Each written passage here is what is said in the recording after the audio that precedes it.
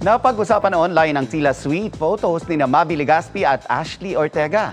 Ano nga ba ang real score sa pagitan ng dalawa? Ang sagot ni Mavi, alamin sa chika ni Aubrey Carampel. Magbigay ng pangalan ng babae na nagsisimula sa letter A. 1, 2, 3, go! Andrea!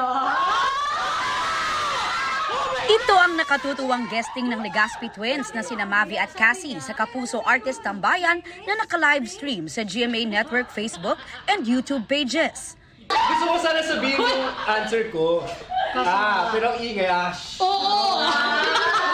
Kamakailan, pinag-usapan ang Instagram post ni Mavi at sparkle artist Ashley Ortega ng kanilang Sinulog Festival experience sa Cebu.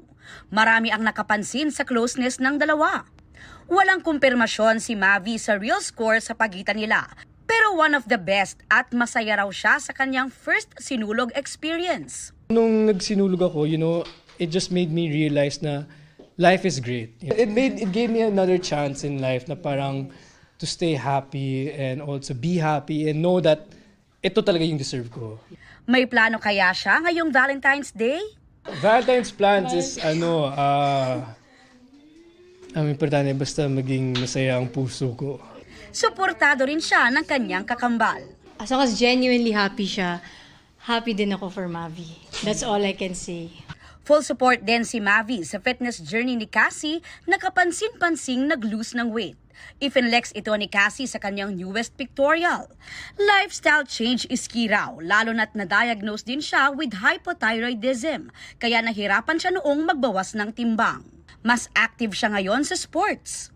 Tennis, padel. So, nung nag-switch ako, and then Pilates, sabi ko, it's working!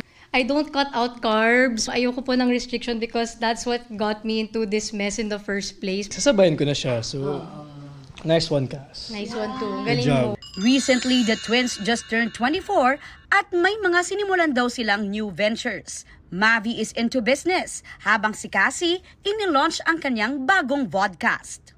Aubrey Carampel, updated showbiz happenings.